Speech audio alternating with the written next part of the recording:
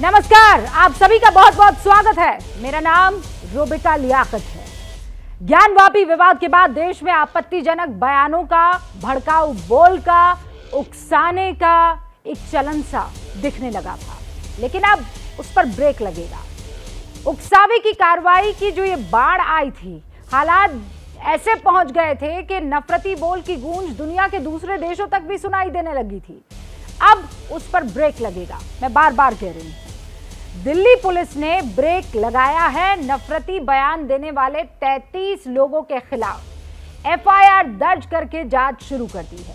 Delhi police की special cell ने 2 अलग अलग एफआईआर दर्ज की है, जिनमें नुपुर शर्मा और नवीन कुमार जिंदल के अलावा एआईएमआईएम के अध्यक्ष असदुद्दीन ओवैसी का नाम तो है ही, लेकिन इस एफआईआर में कुछ और भी नाम मौजूद हैं जिन पर नफरत फैलाने के आरोप लगे हैं।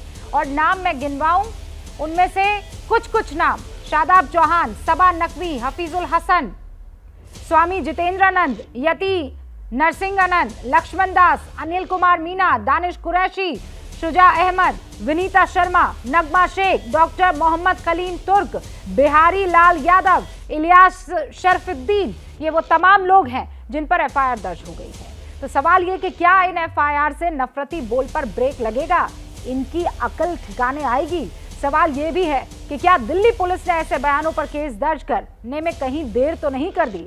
एफआईआर दर्ज होने के बाद भी घमासान थमने का नाम नहीं ले रहा है। मैं क्यों कह रही हूं? क्योंकि ओवैसी ये दावा कर रहे हैं कि उन्हें नहीं मालूम कि किस अपराध में एफआईआर दर्ज की गई है। दिल्ली पुलिस बैलेंसवाद कर रही है, वो ये कह रहे हैं। आज की हुंकार इन्हीं सवालों के इर्द गिर्द, लेकिन पहले ये रिपोर्ट आप देखिए।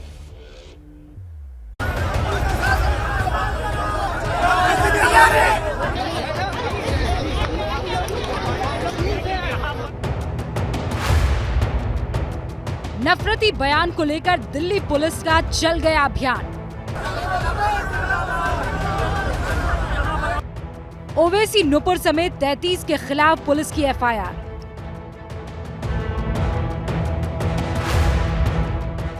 ये पब्लिक ट्रैंक्विलिटी और हेट है जो पब्लिक फोरम में लाया गया है, उसके अंतर्गत की गई हैं। नुपुर शर्मा है, उनका है, नवीन जिंदल है, उनका है, और बहुत सारे अन्य लोग हैं जो आप सब जानते हैं, जो सोशल मीडिया पर बहुत वेनम स्प्यू कर रहे हैं, तो उन सब के खिलाफ किया गया है। बोल पर बवंडर, क्या नेता जाएंगे अंदर? हमारा जो मुतालबा है कि दिल्ली पुलिस इनको यूएपीए के अंदर में गिरफ्तार करे कि जो लोग इनके खिलाफ आवाज उठा रहे हैं, दिल्ली पुलिस ने उनके खिलाफ एफआईआर कर ली है। कोई भी अगर इस लाइन से बाहर जाता है, ओवैसी हो या कोई भी हो, तो उनके खिलाफ जो कार्रवाई हुई, दिल्ली पुलिस ने जो संज्ञान लिया है वो ठीक लिया है। क्या पुलिस के अभियान से थमेगा हिंदू मुसलमान? हम लोग जब आपत्ति कर रहे थे, भारत के लोग, लिबरल मॉडर्न थिंकिंग के लोग, उनकी बात पर आपको असर नहीं हुआ। अरब देशों की बात पर आपको इतना उनकी चोट लग गई। देश तो माफी मांग नहीं रहा है। भाजपा ने अपने लोगों को एक्सपेल किया, सस्पेंड किया पार्टी से। और दूसरी बात है कि किसको मोहम्मद के प्रति प्यार आ रहा है और कौन लोग हैं जो किस प्रकार की भाषा इस्तेमाल करते थे। सबको जानकारी शिवसेना की किस प्रकार की भाषा रही, किस प्रकार की शैली रही, सबको जानकारी में। तो हमको मत सिखाएं, अपने अंतर जाके वो। तो आपसे कुछ देर पहले मैंने वो कुछ नाम पढ़कर सुनाए थे, कुछ बड़े चेहरों के ऊपर जो एफआईआर दर्ज हुई है वो आपके सामने रखना चाहती हूँ। और ये एफआईआर है दिल्ली, यानी देश की राजधानी की।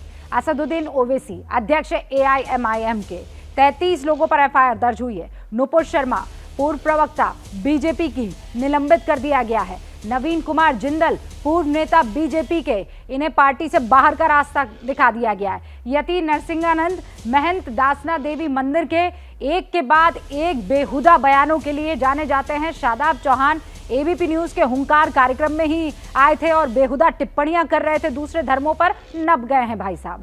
शादाब चौहान के बाद नंबर आता है सबा नकवी का, जो कि फंसी है। एफआईआर इन पर भी दर्ज हो गई है। पत्रकार और लेखक है, किसी टीवी डिबेट में कुछ कह गई थी। मौलाना मुफ्ती नदीम, जो कि मुस्लिम धर्मगुरु है, बूंदी से राजस्थान, चीख रहे थे, चिल्ला रहे थे, न जाने क्या क्या डायलॉग मार रहे थे, एफआईआर हो गई है। अब अगला नाम पूजा शकुन का आता है, जो कि हिंदू महासभा की सचिव हैं। ये भी बहुत ज्ञान दे रही थी और ये ज्ञान सिर्फ और सिर्फ मुसलमानों के खिलाफ था, जहर उगलने वाला था, दो कम्युनिटी को आपस में भिड़वाने वाला था और इसीलिए बहन जी पर भी एफआईआर हो गई है। सारे बड़े मेहमान हमारे साथ जुड़ चुके हैं। शुभ रास्ता राजनीतिक विश्लेषक है, मोहम्मद फरहान प्रवक्ता हैं एआईएमआईएम के, रतन शारदा साहब लेखक और आरएसएस के जानकार हैं, अब्दुल हफीज गांधी साहब समाजवादी पार्टी के प्रवक्ता हैं, हमारे साथ मौलाना अली कादरी साहब जुड़ चुके हैं, मुस्लिम धर्मगुरु हैं, और शिवम त्यागी यहाँ स्टूडियो में हमारे साथ जुड़ चुके हैं, राजनीतिक विश्लेषक है। आप सभी का बहुत बहुत स्वागत है। सबसे पहले मोहम्मद फरहान, जो कि एआईएमआईएम के प्रवक्ता है, उनसे मैं शुरुआत करना चाह रही हूँ। एफआईआर दर्ज हो गई है और आपके अध्यक्ष पर भी हुई है। आप सोच रहे थे कि इससे आप लोगों को फायदा हो जाएगा, लेकिन ये तो बड़ा नुकसान हो गया है। देखिए, आज बैरिस्टर असदुद्दीन ओवैसी साहब जो एमआईएम के राष्ट्रीय अध्यक्ष हैं, उनके खिलाफ एफआईआर हुई है। हम लोग अपने कड़े शब्दों में निंदा करते हैं और टीवी चैनल्स की डिबेट की बहिष्कार करते हैं। बहुत बहुत धन्यवाद, बहुत बहुत शुक्रिया।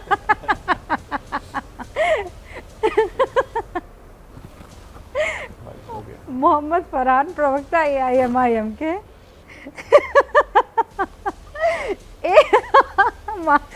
एक एफआईआर दर्ज हो गई, प्रभु घबरा गए, बहिष्कार किया। काट दो फोन काट दो। क्या मैं क्या एक एफआईआर में बहिष्कार करते हैं। शुभ रास्ता जी, ये हंसने की बात नहीं है, इतना संवेदनशील मसला है। असदुद्दीन ओवैसी पर एफआईआर दर्ज हुई है, बहिष्कार हो रहे हैं, राष्ट्रीय प्रवक्ता बहिष्कार कर रहे हैं और आप हंस रही हैं यहाँ पर।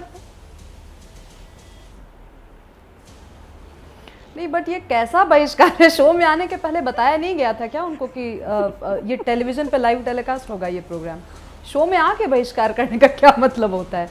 ये तो वही बात हो गई कि मैं यहाँ पे कह दूं कि मुझे आपसे कोई बात नहीं करनी रूबिका जी, ये बताने के लिए मैं लाइव आई हूँ।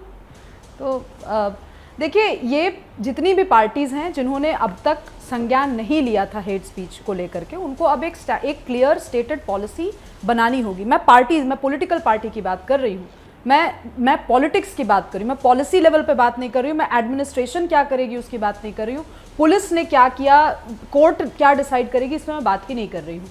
देश की राजनीति में एक लंबा समय देखा रूबिका जी, हमने बहुत लंबा समय देखा, दशकों देखे, और पिछले कुछ सालों में तो ये ऐसा हो गया था कि कोई कुछ भी बोलकर कहीं से भी निकल जाता था और लगता था कि उसको या तो डॉग विसल की जाती थी टॉप लेवल से, या अगर डॉग विसल नहीं होता था तो वो अपनी कॉन्स्टिट्यूएंसी धीरे धीरे बनाता रहता था, चाहे वो डिजिटल हो या वो ग्राउंड की कॉन्स्टिट्यूएंसी हो।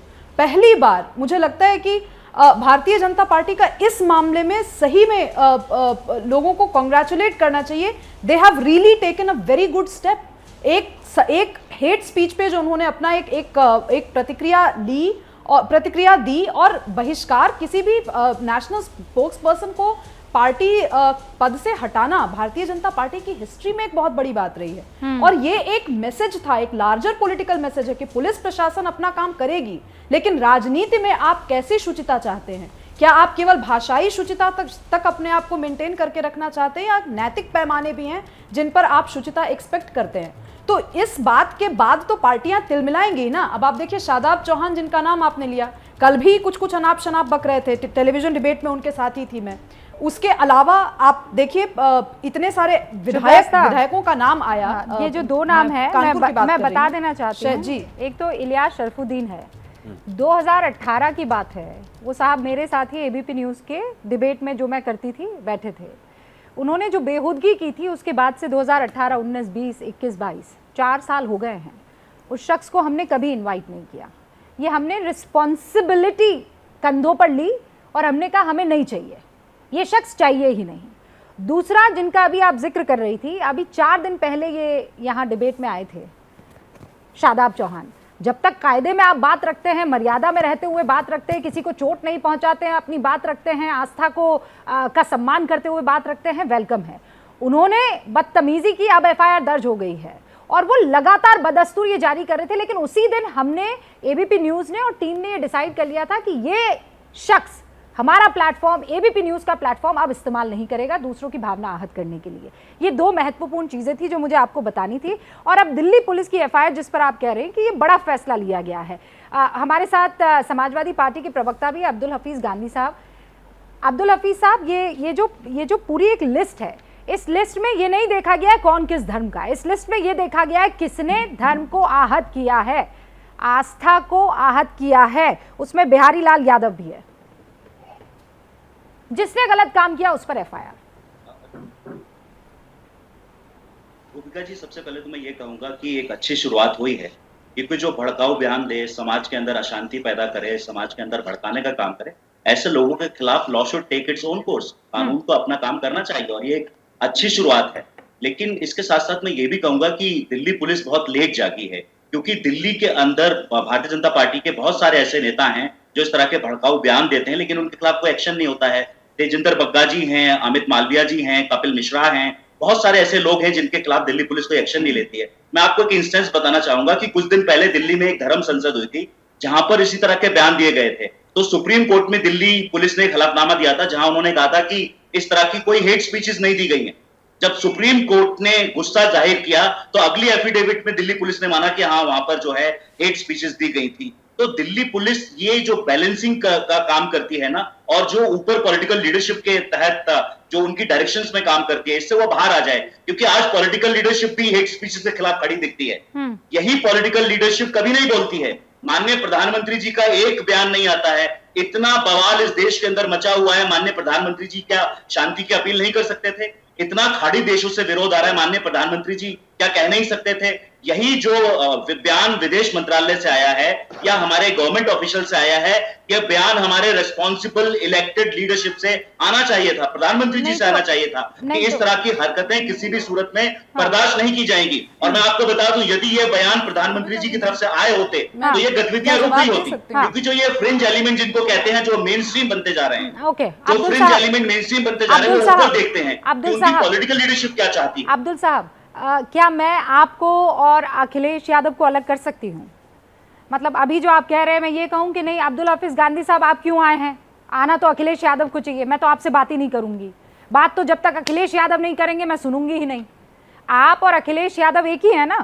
गोपिका जी, हम पार्टी में जरूर हैं, लेकिन हमारी प्रतिष्ठा में फर्क है, हमारी रिस्पॉन्सिबिलिटीज में फर्क है। नहीं, मैं अब्दुल हफीज गांधी अखिलेश यादव नहीं बन सकता। इसी तरह से विदेश मंत्रालय की हैसियत कम है क्या? आप ये कह रहे हैं? प्रधानमंत्री जी के पास अरे विदेश मंत्रालय किसका? अच्छा, किसकी टीम का हिस्सा है विदेश मंत्रालय? मुझे ये बताइए ना। मैं अगर मैं आपसे गलत सवाल पूछ रही हूँ तो ये भी आप कह दीजिए। नहीं, बिल्कुल सही सवाल पूछ रहे हैं, मेरा जवाब सुन लीजिए। जब इस देश के प्रधानमंत्री जी एक क्रिकेटर की चोट लगने पर, उंगली में चोट लगने पर ट्वीट कर सकते हैं, आज देश इस मुहाने पे खड़ा हुआ है, क्या प्रधानमंत्री जी का वक्तव्य नहीं आ सकता? क्या उसमें विदेश मंत्रालय की जरूरत पड़ेगी? मुझे लगता है कि जो लीडरशिप कर रहा है उसको लीडरशिप का रोल निभाना चाहिए। इलेक्टेड लीडर हैं, उनको इतनी ज्यादा अभी आपने कहा लोगों ने चुना है, उनको दिल्ली पुलिस इशारे पर काम कर रही है, तो ये इशारा किसका था? किसके इशारे पर काम करेंगे? मतलब जब तक पीएम ट्वीट नहीं करेंगे तब तक काम नहीं होगा ना, आप ये कह रहे हैं? या तो उनके इशारे पर काम होता है या फिर नहीं होता है।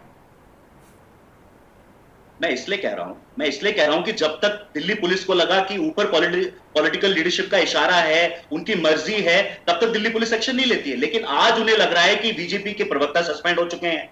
आज जो है इतनी बड़ी तादाद में जो है वो कहीं ना कहीं से विदेश मंत्रालय से यहां से वहां से स्टेटमेंट आ रहे हैं, तो उसी इंडिकेशन को देख के दिल्ली पुलिस कहीं ना कहीं एक्ट कर रही है। वरना नुपुर शर्मा ने बयान 27 मई को दिया था, और अभी तक एफआईआर क्यों नहीं की गई? जबकि 295 कॉग्निजेबल ऑफेंस है, कॉग्निजेबल ऑफेंस में विदाउट वारंट अरेस्ट किया जा सकता है। क्यों देरी से की गई ये FIR?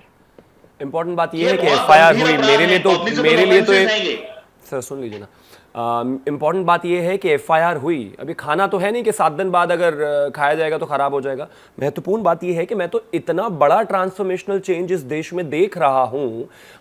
We live in 140 crore people in the same country. हर धर्म, जाति, संप्रदाय सब कुछ है, हर किसी का अपना एक सेंटिमेंट है, हर किसी का अपना एक आइडियोलॉजी है। आप पब्लिक फोरम में आकर किसी को गाली नहीं दे सकते, किसी को डिमीन नहीं कर सकते। अगर केंद्र सरकार इस तरह का कोई स्टेप लेती है मुझे लगता है कि ये मैं तो इमेजिन नहीं कर सकता था कि हिंदुस्तान में ऐसा हो सकता है, और शायद ही कोई ऐसा कर पाते। अब महत्वपूर्ण बात यह है कि कुछ लोग कहते थे कि भाई जो लोग हैं बीजेपी के, या खास तौर पर जिनको आप हिंदुत्व से जोड़कर अगर देखें कि वो बोलते हैं, वो किसी के इशारे पर बोलते हैं, बीजेपी सब चीज़ों को कराती है। अगर आप ऐसा मानते हैं कि ये प्रधानमंत्री जी के कहने पर ही हुआ है, जो कि मैं मानता हूं कि हुआ है, तो इससे बेहतर बात तो इस देश के लिए कुछ हो ही नहीं सकती। आप हिंदू हैं, मुसलमान हैं, सिख हैं, ईसाई हैं, कोई फर्क नहीं पड़ता, लेकिन आप एक दूसरे का साथ रहते हुए अपमान नहीं कर सकते। अब्दुल हफीज गांधी को इस बात से प्रॉब्लम हो सकती है, असदुद्दीन ओवैसी को इस बात से प्रॉब्लम हो सकती है, बट ये तो सच्चाई है कि जिस तरह का स्टेटमेंट्स पॉलिटिकल लीडर, खास तौर पे आपकी एक फैन फॉलोइंग है, करोड़ों लोग आपको पसंद करते हैं, जानते हैं, आपको फॉलो करते हैं, आप किसी भी मंच का इस्तेमाल, किसी भी जगह का इस्तेमाल किसी पर्टिकुलर कम्युनिटी के लिए नफरत फैलाने के लिए नहीं कर सकते। मैं कहता हूं इससे बेहतर इस देश के लिए हो ही नहीं सकता कुछ। अब्दुल हफीज गांधी कब मना कर रहे हैं? वो तो सिर्फ एक सवाल पूछ रहे हैं ना कि ये सारा ज्ञान आज की तारीख में क्यों आ रहा है, जब बाकी कंट्रियों से दबाव आ रहा है? ये तो आप पहले भी कर सकते थे ना। मतलब आज आपने गलत कहा और उसी अगले घंटे कार्रवाई क्यों नहीं हो सकती थी? ये तो आपको लगा कि चारों तरफ से दबाव आ रहा है, इसलिए आपने काम शुरू कर दिया। सवाल अब्दुल हफीज गांधी जो है वो ये पूछ रहे हैं। रूबिका जी, नरसिंहानंद पर एफआईआर करने के लिए कुवैत ने थोड़ी ना कहा है, कतर ने थोड़ी ना कहा है, या बाकी और जो 50 नाम है उन पर कार्रवाई करने के लिए, एफआईआर करने के लिए उन्होंने नहीं कहा है। ये इस देश की बेहतरी के लिए है। अब्दुल हफीज गांधी को ऐसा लगता होगा, और इस देश में कुछ ऐसे, मैं बिल्कुल बोलने में शर्माऊंगा नहीं, कुछ जर्नलिस्ट को ऐसा लगता होगा कि वो अपने ट्वीट्स में कतर को बार बार टैग करेंगे या मिडिल ईस्ट कंट्रीज को बार बार टैग करेंगे कि किसी तरीके से सरकार या देश पर प्रेशर बना सके, तो वो बहुत बड़ी गलतफहमी में है। उससे कुछ नहीं है। ये मेरे देश का, मेरे घर का, मेरे परिवार का डेकोरम ठीक करने के लिए है कि अगर कोई भी गलत बोलेगा उस पर कार्रवाई होगी। मौलाना अली कादरी कुछ कहना चाह रहे हैं। जी मौलाना साहब। देखिए रूबिका जी, सबसे पहली बात तो ये है कि हम सब हिंदुस्तानियों को एक दूसरे के धर्म का आदर करना चाहिए। और रहा सवाल के पॉलिटिकल राइवलरी जो है, और पॉलिटिकल राइवलरी में एक दूसरे के हम खिलाफ बोलते हैं, सुनते हैं, वो बात एक अलग है। लेकिन किसी भी धर्म के खिलाफ बोलना, पैगंबर रसूल सल्लल्लाहु अलैहि वसल्लम के खिलाफ बोलना, या शिवलिंग के खिलाफ में कोई मजाक बनाना, कतई तौर पर यह कबूल नहीं किया जाएगा। और रहा सवाल जिन जिन लोगों पर, जैसे शादाब चौहान है और भी कुछ नाम उसके अंदर शामिल है, ये लोगों का डिबेट का अंदाज ऐसे था कि सारे लोगों में एक भड़काने का काम करते थे। अब ओवैसी साहब की बात जहां तक मुझे पता है, ओवैसी साहब ने कभी किसी धर्म का मजाक नहीं बनाया, ना अपने भाषण में बनाया, ना कभी डिबेट में बनाया, मैंने जहां तक के देखा है। और जो लोगों ने डिबेट में आकर किसी के धर्म का मजाक बनाया, वो कतई तौर पे गलत है, हम उसको कंडेम करते हैं। और ये शादाब पर और जो भी लोग जो आस्था का मजाक उड़ाए और उनके खिलाफ में जो एफआईआर हुआ है, इस स्टेप का हम वेलकम करते हैं, खैर मकदम करते हैं। और रही बात, हमारे भाई अभी कह रहे थे कि खतर और जितने भी अरब कंट्रीज है, तो ये बात क्लियर करना चाहूंगा मैं कि हम किसी के दबाव में आने वाले नहीं है। अगर वो हमारे प्रोडक्ट का बाइकाट करते हैं, कर ले, हमें कोई परवाह नहीं है। लेकिन हमारे देश का सौहार्द बाकी रहे, हम इसके लिए कोशिश करें। अगर ये कोई कह रहा है कि भाई मोदी जी ने खतर के उसमें अरब ममालिक के दबाव में आकर के ये स्टेप लिया है, तो मैं इसको तायद नहीं करूंगा। मोदी जी का जो स्टेप नुपुर शर्मा के बारे में रहा, हमने उसका वेलकम किया। और आइंदा में भी जो कोई ऐसी गलती करेगा, चाहे हिंदू हो कि मुसलमान हो, उसके खिलाफ में जरूर कार्रवाई होना चाहिए। मौलाना साहब, मुझे आपसे बात करने में इतना आनंद आता है ना, उसके पीछे एक मकसद और वजह है। वो ये है कि आप अपनी बात सच्चाई से कह जाते हैं, और मुझे दिल से खुशी होती है। लेकिन फिर मुझे दूसरे ही सेकंड एक खौफ आने लगता है कि कल को आपको भी वो सर्टिफिकेट ना दे दिया जाए जो हम जैसों को हमेशा से मिलता आ रहा है। और उस सर्टिफिकेट के मतलब कौड़ियों के भी दाम उसको अगर मैं बेचना चाहूँ तो ना हो पाएगा। लेकिन फिर वो आपको कुफ्र की राह पर चलने वाला कह देंगे, आपको न जाने कैसे कैसे नाम दे दिए जाएंगे। मुझे जैसे ही आपने जरा ये करना शुरू किया, आपको टैग कर दिया जाता है। कादरी साहब, आपको डर वर नहीं लगता है? देखिए मैडम, मैं इमाम हुसैन की औलाद हूं और हक गोई के लिए अपनी गर्दन कटाना भी जानता हूं। तो मुझे किसी की परवाह नहीं है। और जहां तक के सवाल टैगिंग का है, तो जो है मुझ पर फेक केसेस बुक भी किए गए, मुझे सताया भी गया और आज भी सता रहे हैं, लेकिन मैं हक गोई के लिए अपने आखिरी दम तक इंशाल्लाह हक गोई करता रहूं। कादरी साहब मुबारक आपको, लेकिन एक सेकंड रतन शारदा साहब अपनी बात ओपनिंग, हाँ 10 सेकंड। मैं सिर्फ इतना ही कहना चाहता हूँ, मैं इतनी सारी डिबेट्स में रहा, but it is beautifully articulated. मतलब इतना बेहतरीन स्टांस किसी चीज को लेकर कादरी साहब का है, ये अपने आप में अमेजिंग है। और खास तौर पर अब्दुल हफीज गांधी को भी ये देखना चाहिए कि धर्म से अलग हट के लोग इस तरह की बातें कर रहे हैं। It's amazing. मतलब इससे बेहतर क्या हो सकता है? ये बिल्कुल सच है। हम साथ में हिंदुस्तान सिर्फ इसी तरीके से चल सकता है, and this is the only way we have. Abdul sahab आप जवाब दीजिएगा। मुझे पता है भाई आपको राजनीति करनी है, इकलौते राजनीतिज्ञ आप यहाँ पर हैं, बाकी सब तो फिर भी कहीं के प्रवक्ता नहीं है। लेकिन अच्छा शिवम जी को आपने पार्टी में शामिल बीजेपी से जुड़े हो? नहीं, अच्छा शिवम बीजेपी में जुड़े हो, उनका ट्विटर हैंडल देख लीजिए आप। सर आप देखिए, आपने ट्विटर हैंडल फिर से देखिए। मैं एक बार आपको कह देता हूँ, 1 रुपए की जो पर्ची होती है ना, वो बीजेपी की, जिसमें वो मेंबरशिप लेते वक्त होता है। पूरा जीवन अगर आप वो ढूंढ के मुझे लाके दिखा देंगे, मैं चुपचाप हाथ जोड़ के, जैसे वो AIMIM के प्रवक्ता गए हैं, मैं वो उठ के चुपचाप चला जाऊं। बता दीजिए पब्लिक को। सर मैं तो अपने नाम के पीछे अखिलेश यादव भी लिखना चाहता हूँ, मुझे कोई प्रॉब्लम नहीं है। वो संविधान मुझे अधिकार देता है इस बात का। शिवम त्यागी बीजेपी, सर मुझे इस बात का अधिकार है। मैं तो कहता हूँ मोदी भी लगाना चाहता हूँ मैं अपने नाम के पीछे, गांधी भी लगा सकता हूँ, मुझे कोई प्रॉब्लम नहीं है। Because that technically gives me the authority। वो हो सकता है। तो आप इस चीज को किस तरीके से लेते हैं, मुझे उससे कोई फर्क ही नहीं पड़ता। ओके। और रतन शारदा साहब आज बातें कही जा रही है, मर्यादा में कही जा रही है, अच्छे से कही जा रही है। ये दिल्ली पुलिस की FIR का नतीजा तो नहीं है? देखिए रुबैका जी, सबसे पहले मैं आपको बधाई देता हूं कि आपने जिस प्रकार ऐसे जो उद्दंड मौलवी आते हैं यहाँ पर, उनको दूर रखा है। और कादरी जी जैसे और भी सज्जन है बहुत सारे, जिनको डिबेट में लाना चाहिए। दुर्भाग्य से डिबेट्स के अंदर आग लगाने वाले लोगों को बहुत पहले से प्राथमिकता दी गई। बार बार मेरे जैसे लोगों के ऑब्जेक्शन लगाने के बाद भी उसका परिणाम है कि यहाँ तक पहुँचे हैं कि आज पुलिस के एक्शन के बाद में, और इससे पहले भी, मैं कल से ही कहूँगा, 1-2 दिन पहले से कहूँगा कि थोड़ा सा डिबेट्स के अंदर कुछ शांति मुझे दिख रही है। कारण मैं जानता नहीं, लेकिन एक अच्छा चेंज इसके अंदर आया, मैं इसको बिल्कुल मानता हूँ। अभी आप एक और बात देखिए, AIM वाले जो बंदे गए हैं, उन्होंने कहा कि हम प्रोटेस्ट करते हैं। आपको याद होगा हर डिबेट के अंदर AIM वाले कहते हैं हम संविधान की दुहाई देते हैं, संविधान हमारे लिए सर्वोपरि है। लेकिन जब ट्रिपल तलाक की बात आती है, ऐसी कोई भी मुद्दा आता है तो कहते हैं शरिया सबसे ऊपर है। ऐसे लोगों को अखिल भारतीय पार्टी बनाने में मीडिया का बहुत बड़ा हाथ है, और ऐसे लोगों को लगातार हमने एंकरेज किया, हमारी बहुत बड़ी कमजोरी है। अभी हम आते हैं ये पुलिस के FIR के ऊपर। बहुत ही बढ़िया कदम है, बहुत अच्छी बात है। चाहे वो हिंदू हो या मुसलमान हो, चाहे क्रिश्चियन हो, सबके ऊपर यदि वो धर्म के विरुद्ध भावनाएं भड़काते हैं, घृणा फैलाते हैं, उनके ऊपर FIR होनी चाहिए, उन पर केस होना चाहिए। लेकिन मेरा इसके अंदर दुख इस बात का है, आज से तो शुरू नहीं हुआ, मैं भी 8 साल से टीवी पे आ रहा हूँ, आप मुझसे बहुत ज्यादा टीवी पे आ चुकी हैं।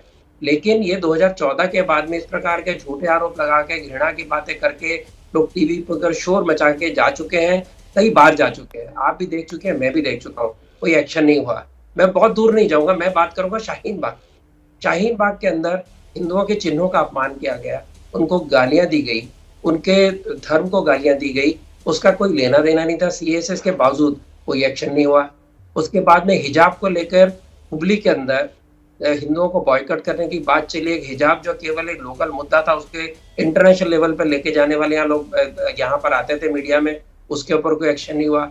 और अब जो हुआ है, ये नूपुर शर्मा के एक्शन को एक बैलेंस करने के लिए एक्शन हुआ है क्या, इसका मुझे डर है। मुझे लगता है एक्शन सब पे हुआ है, सही है। और मैं विनम्रता के साथ कहूंगा, मैं हर डिबेट में पूछता हूँ कि नूपुर शर्मा ने कौन सी हेट स्पीच दी। मैं शुभ जी की बड़ी इज्जत करता हूँ, मैं उनको बहुत ही स्नेह के साथ में देखता हूँ। लेकिन ये कहना कि नूपुर शर्मा ने हेट स्पीच दी थी क्योंकि बीजेपी कह रही है, मैं इसको किसी तरह से कतई मानता नहीं हूँ। उन्होंने वही कहा जो बड़े बड़े इस्लामिक स्कॉलर कह चुके थे। और वो बात चली कहाँ से, पुलिस सो रही थी जब लगातार ज्ञानवापी मस्जिद के बाद में सभा नगरी जैसे जिसकी फोटो आप दिखा रतन चादा जी, ऐसे मैं कितने आपके- लोगों ने मैं बहुत आपके घृणित पहले- मजाक किए, मैं- सेक्सुअल मजाक किए, Absolutely, पुलिस ने कुछ और नहीं ये किया। बात हम लगातार मेरा करते ऐसा रहे कहना है हैं। कि police should not be reactive. मैं ये पुलिस कह should रही be हूँ, proactive. आपके पहले मेरा इतना ही दो कहना है, रेखा सेंटेंसेस जी। की बात तो मैं मान लेती हूँ, मैं अग्री करती हूँ, लेकिन आप कह रहे हैं कि वो हेट स्पीच कहाँ था।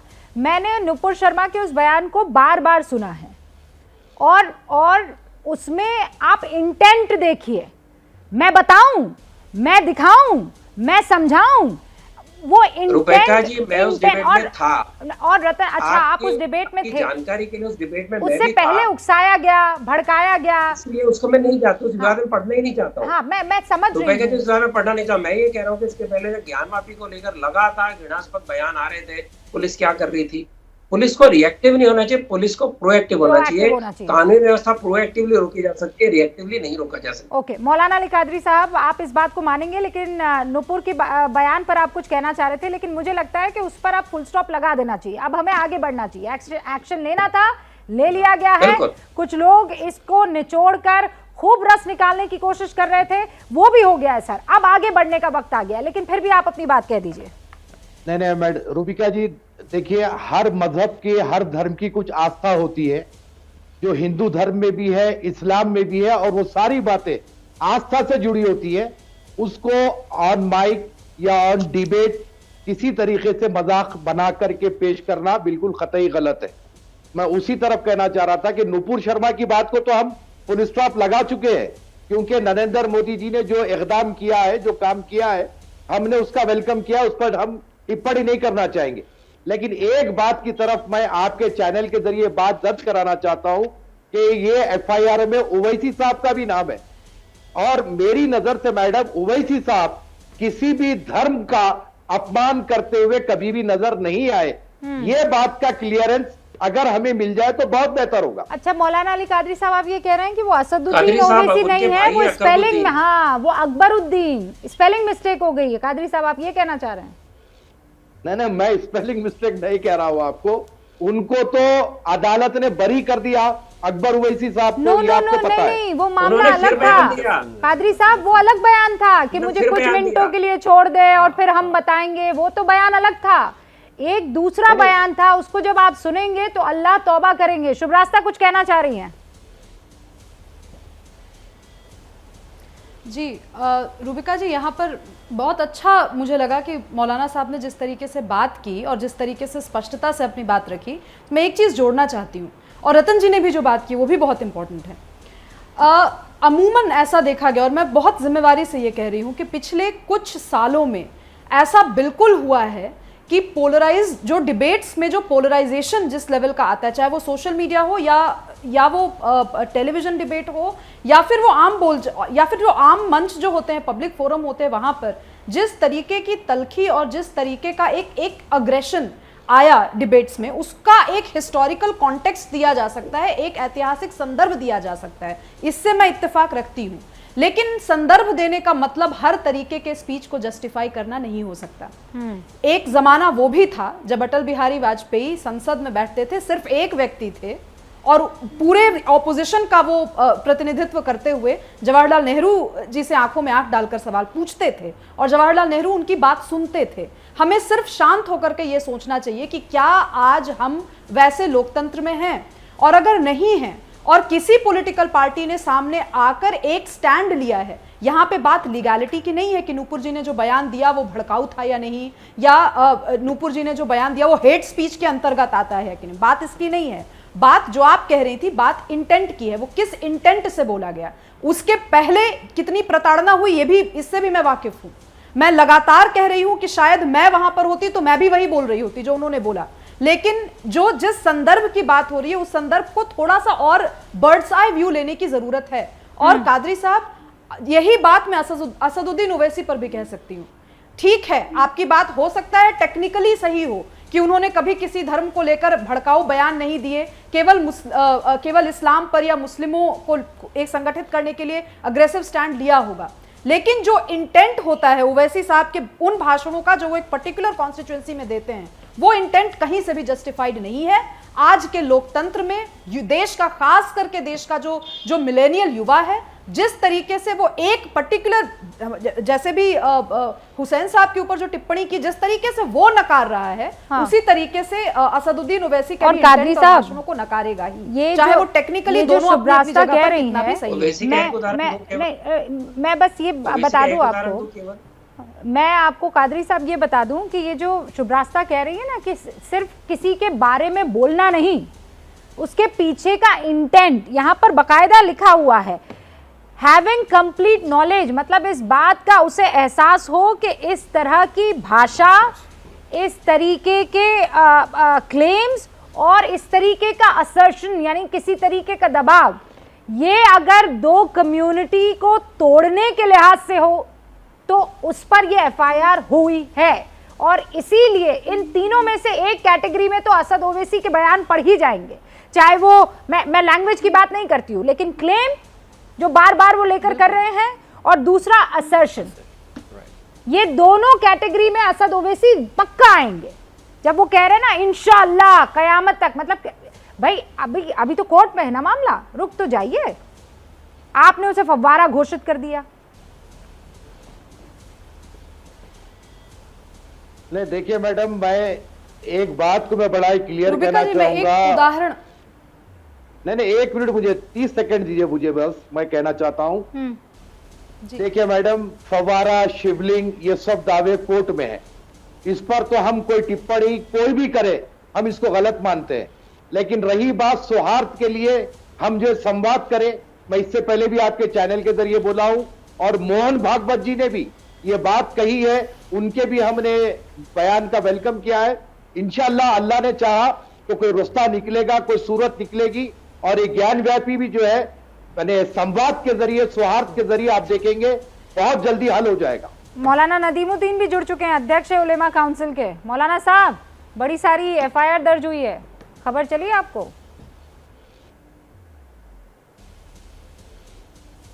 देखिए, ये देश संविधान से चलता है, देश कानून से चलता है। जो हेट स्पीच देगा कानून अपना काम करेगा, मगर 2014 से लेकर के अभी तक जो जिस फ्रिंज एलिमेंट की बात कर रहे थे वो भाजपा का आइडियोलॉजी था। भाजपा ने कभी भी अपने लीडरों को लगाम लगाने की कोशिश नहीं की, क्रिया की प्रतिक्रिया हमेशा होती रही है, एक्शन का रिएक्शन होता रहा है। राम राम चिल्लाएंगे, मुल्ला काटे जाएंगे, उधर से हुआ इधर से भी हुआ। मैं कहता हूँ कि बहुत हो गया, मत बोलिए ना, आपस में बात की। मौलाना साहब, आप यहाँ बैठे हुए अच्छे लग रहे हैं, अभी आप पर भी एफआईआर दर्ज हो जाएगी, यही दिक्कत है, गलत बात है ना, यही दिक्कत है नदीमुद्दीन, क्या प्रॉब्लम है? यही दिक्कत है नदीमुद्दीन साहब, इतना बढ़िया। अच्छा आपको पता है कितने लोगों पर एफआईआर दर्ज हुई है? मौलाना साहब, क्विज खेलना है मुझे, कितने लोगों पर एफआईआर दर्ज हुई है? बहुत लोगों पर हुई है, बहुत असदुद्दीन ओवैसी पर हुई, शादाब चौहान पर हुई, हाँ, और राजस्थान के एक आलिम दीन पर हुई, हाँ, और बहुत लोगों पर हुई। और बताइए ना, गिनाई और किस पर हुई है? भाई नुपुर शर्मा पर भी हुई है भाई, हाँ, और अनिल जिंदल पर भी हुई, हाँ, और ऐसे बहुत सारे लोगों पर हुई है। और कौन? मतलब आपने मुझे 5 मुसलमान नाम तो गिना दिए, 4 एक हिंदू नाम गिना दीजिए ना। हाँ, कौन? हाँ, क्या? नहीं, देखिए, आप मेरा जीके नॉलेज टेस्ट लेने आई हैं क्या? हाँ, अरे आप बहुत इंटेलिजेंट है, आप पहचान गए। बिल्कुल होना चाहिए ना, आप इतना आप वही करने आई थी। नहीं रूबिका जी, आप सही कह रहे हैं, वही कर रही थी, मैं तो कह रही थी इनको आज से 1 दशक पहले जो भड़काऊ नारे वो इनको टेलीविजन डिबेट में दोहराना है, याद करवाना है, जनता की जहन को बार बार प्रिक करना है। लेकिन अभी जो फ्रेश अपडेट हुआ है, शीट अपडेट हुई है, वो बात आप नहीं, क्योंकि वहां पे आपको वहां पे जनरल नॉलेज अपनी शो नहीं करनी है मौलाना साहब। चलिए मैं आपके लिए एक सवाल, बहुत पॉइंटेड सवाल पूछ रही हूँ। कानपुर के शहर, सुनिए ना 1 मिनट, कानपुर के शहर काजी ने जो कहा, बड़ी अपडेट लेटेस्ट घटना है, उसके बाद समाजवादी पार्टी के प्रवक्ता भी बैठे हुए हैं। समाजवादी पार्टी के 3 विधायक उस व्हाट्सएप ग्रुप में होते हैं जहां पर हिंदुओं के इकोनॉमिक बॉयकॉट की बात की जाती है। एक जबान नहीं निकली, ना तो वहां के विधायकों का, ना तो अखिलेश यादव का, ना तो डिंपल यादव का। न तो उनके पिताजी का, और न ही यहाँ पे जो प्रवक्ता बैठे हैं उनका, और न ही नदीमुद्दीन जैसे कितने ही मौलानाओं का। आप लोग क्या बात करते हैं? आप लोग 1 दशक पहले का नारा उखाड़ करके ला रहे हैं, तो क्या मैं भी 4-5 नारे बोलूं जो उधर से बोले गए, जो इधर के लोगों को खराब लग सकता है? और मैं इधर उधर की बात इसलिए कह रही हूं क्योंकि आपने डिबेट में ये क्लियर कर दिया कि आप केवल बतौर एक मुस्लिम बात कर रहे हैं, आप भारतीय होकर बात नहीं कर रहे। ये डिबेट का स्तर रुबिका जी अब तक इतना अच्छा था, पता नहीं आप किनको लेकर के चली आई हैं, जिन्होंने शुरुआत का ही आगाज किया है, बहुत ही जिन्होंने आगाज ही किया है बिल्कुल भड़काऊ नारे से। नहीं, उनको आपको किन से दिक्कत है? जो देश का माहौल खराब करते हैं उनसे दिक्कत है, या आपको किसी पार्टी से दिक्कत है? मौलाना साहब बता दीजिए। नहीं देखिए, नहीं सुनिए, देश का माहौल जो खराब करे उनसे दिक्कत है। हाँ तो मुझे बताइए ना, चाहे वो मुसलमान हो, हाँ दोनों पर कार्रवाई करनी चाहिए। तो दोनों पर कार्रवाई हो, इसीलिए तो मैं आपका जीके टेस्ट ले रही थी ना। मालूम है बीजेपी के अध्यक्ष बंडी संजय ने क्या कहा? अरे भाई इसीलिए तो मैं आपका जीके टेस्ट ले रही थी ना। बंडी संजय के बारे में मालूम है आपको? मौलाना साहब मालूम है? अरे मौलाना साहब पूछती हूँ आपसे, बंडी ने संजय ने कहा नहीं, कुछ भी नहीं बोलेंगे आप ये सब मत बोलिए भाई। नदीमुद्दीन साहब, अरे यार आप अबुल आजमी ने क्या? नदीमुद्दीन साहब, मैं चुपके से एक बात आपको बता रही हूँ, तो वोट बाउंड्री पे करते हैं, आप एक नाम लीजिए। नदीमुद्दीन साहब प्लीज, मैं धीरे से ये बात बोलती हूँ ताकि सिर्फ आप सुन पाए। FIR दर्ज हो रही है, ऐसा कोई बयान मत दीजिएगा। सुन रहे हैं आप? हाँ बिल्कुल सुन रहा हूं। हाँ FIR दर्ज हो रही है, ऐसा कोई बयान मत दीजिएगा। हाँ तो क्या बयान दिया मैं? नहीं ये ऐसे क्या बयान दिया? ये जो बयान आप रिपीट कर रहे हैं ना, दिल्ली पुलिस अभी बैठी हुई है। रुबैका जी आपकी बहस बड़ी ढीली जा रही थी, इन्होंने आके जरा तड़का लगा दिया। नदीमुद्दीन साहब आप तड़का मत लगाइए, आप मेरे जीके के टेस्ट का बस वो थोड़ा उत्तर दे दीजिए ना, मैं दोबारा लौट कर आती हूँ। FIR की कॉपी मेरे पास है। मौलाना नदीमुद्दीन साहब, आप अध्यक्ष उलेमा काउंसिल के, बहुत आप जो है इज्जतदार व्यक्ति हैं। वो किन लोगों पर FIR दर्ज हुई है? आपने 3-4 तो मुझे मुस्लिम नाम बता दिए हैं, अब मैं चाहती हूँ कि 3-4 हिंदू नाम भी बता दीजिए, है भी कि नहीं, मुझे इतना समझा दीजिए आप, है इसमें FIR में? बिल्कुल है। हाँ। कौन कौन है? मैंने नुपुर शर्मा का नाम लिया। हाँ नुपुर जिंदल का नाम लिया। हाँ जिंदल, हाँ और हाँ जिंदल का नाम लिया मैंने। हाँ अरे जिंदल नुपुर हो गया ना सर, और नाम बताइए ना। हाँ हाँ यहाँ तेलंगाना में हैदराबाद में बंडी संजय पर भी FIR हुआ है। हाँ अरे वाह, और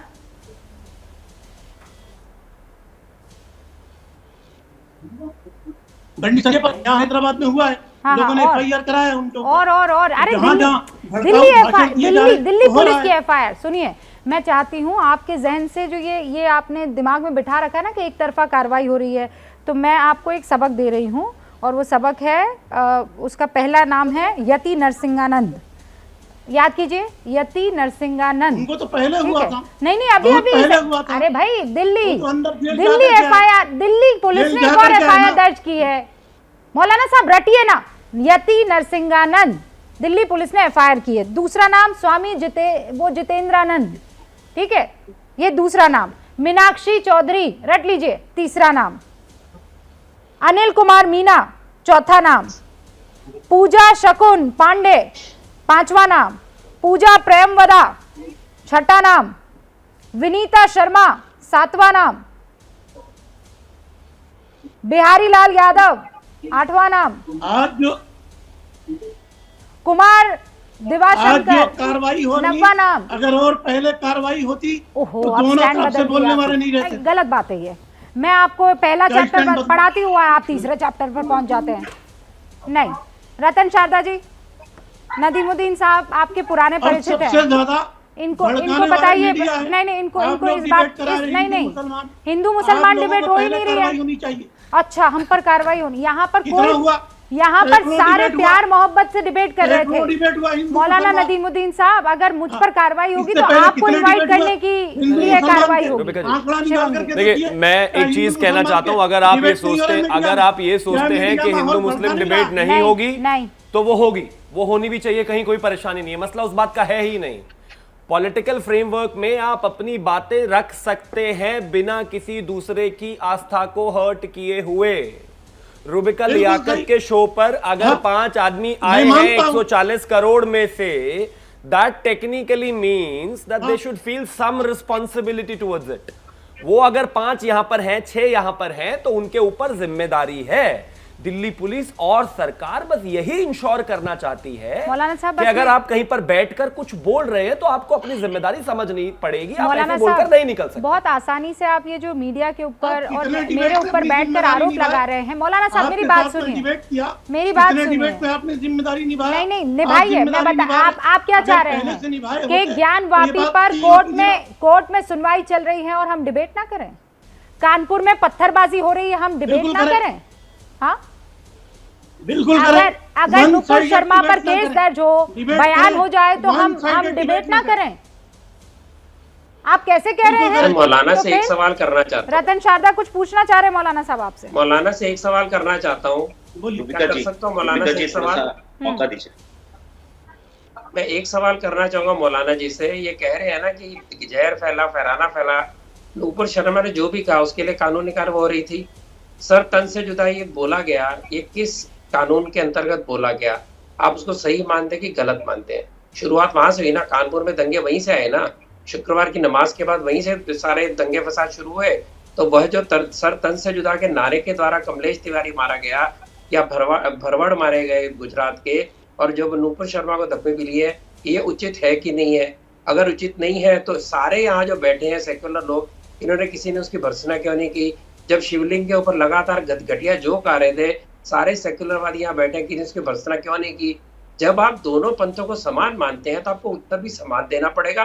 वन वे स्ट्रीट नहीं है। सेक्युलरिज्म एक जाति का कोई कॉन्ट्रैक्ट नहीं है, सभी का है। और उसका लाभ अगर आपको उठाना है तो उसके लिए जो भी गलत काम करेगा उसको, उस व्यक्ति को आपको टोकना जरूरी है। क्यों नहीं इतने साल किसी ने टोका? क्यों लगातार जहर उगलने दिया? आप अगर दूर ही जा रहे हैं तो राम मंदिर के समय सारे मौलाना आके टीवी पे हमारा मजाक करते थे, राम मंदिर वहीं बनाएंगे, तारीख नहीं बताएंगे, जबकि कोर्ट में केस था। मैंने तो किसी को गाली नहीं दी, मैंने बिल्कुल उसका सही जवाब दिया, चुप रहा। तो ये जो धैर्य चाहिए, ये जो अपने लोग गलती करें उसको भी टोकना चाहिए, ये आपने कभी किया क्या? पिछले 1 महीने में ज्ञानवापी को लेके इतना कुछ हुआ, सरतन से जुदा तक पहुंची, यहाँ जितने सेक्युलर बैठे हैं उनको तावेज के थोड़ा लेट हमारे साथ जुड़े हैं। नहीं क्या करते? हो सकता रतन जी हो सकता है आपकी बात ना माने, मौलाना नदीमुद्दीन आपकी बात ना माने, लेकिन आज मैं चाहूंगी कि मौलाना साहब आप ऐसा कीजिएगा। मौलाना अली कादरी साहब ने जो अभी आपके आने से पहले बातें की थी उसे आप रट लीजिएगा, उसे आप सुनिएगा और दिल से सुनिएगा, तो मुझे लगता है कुछ तब्दीली हो सकती है आपके दिल में, और नहीं तो फिर तो कोई एजेंडा होगा। एबीपी न्यूज आपको रखे आगे।